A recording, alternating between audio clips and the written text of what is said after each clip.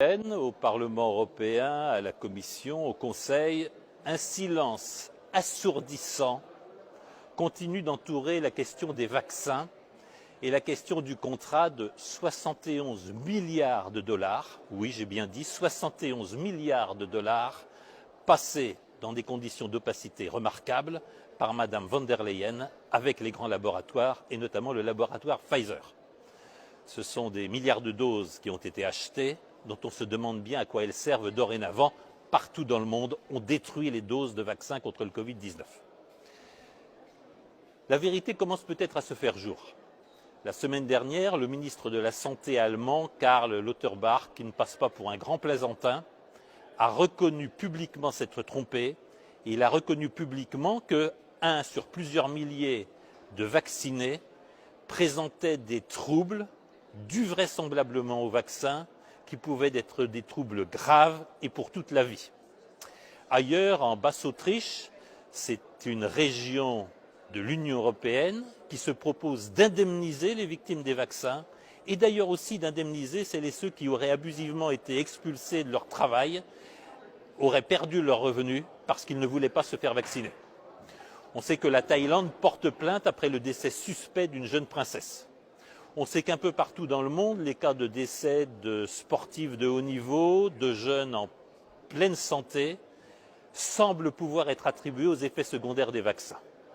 Et l'on sait de manière éclatante que le continent qui a échappé au vaccin, l'Afrique, sans doute parce que les Africains, pour lutter contre les maladies tropicales, avaient l'habitude de prendre de l'ivermectine et de l'hydroxychloroquine, l'Afrique est massivement passée indemne, massivement n'a pas été touchée par le Covid-19. Tout ceci pose au moins 3 ou 4 questions que les excès de langage n'aident pas à résoudre. Il ne sert à rien de parler de génocide, il est infamant de parler d'Holocauste. En revanche, des questions ne peuvent plus être évitées. Est-ce que les statistiques de mortalité rendent compte ou non d'effets secondaires du vaccin? Est-ce que les statistiques qui nous sont données reflètent bien la réalité? Des bruits insistants disent ici ou là que les statistiques ont été truquées pour éviter de faire apparaître les effets secondaires des vaccins. Deuxième aspect, quelle parade juridique peut-on avoir à des contrats léonins avec des clauses manifestement abusives, celles qui exonèrent les laboratoires pharmaceutiques de toute responsabilité dans les effets secondaires des vaccins? Ces clauses ne sont simplement pas acceptables et s'il s'avère que des malversations ont été commises, par exemple dans la mise sur le marché des vaccins, par exemple dans les tests préalables à leurs autorisations de mise sur le marché, il importe que les responsables soient poursuivis et qu'ils soient punis. Troisième question, évidemment, l'opacité des négociations.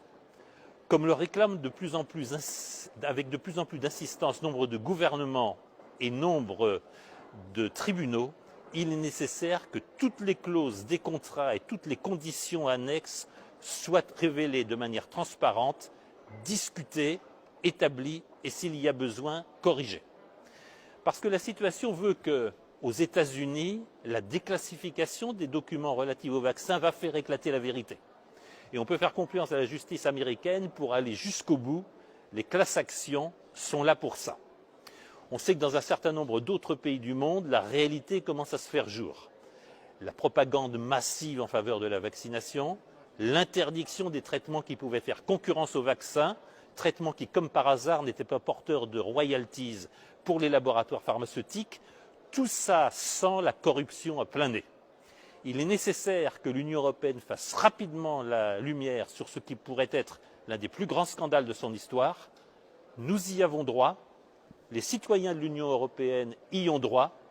Il serait absolument lamentable qu'au moment où l'on se plaint pour quelques milliards dans les systèmes de retraite, dans les systèmes de santé, pour restaurer l'hôpital, il serait aberrant qu'à un moment où l'on dit que quelques milliards d'euros manquent à nos gouvernements pour des politiques essentielles, ce soit des dizaines de milliards d'euros qui soient partis en fumée dans des conditions d'opacité, dans des conditions de non-transparence et de non-clarté totalement aberrantes et totalement exorbitantes du droit commun.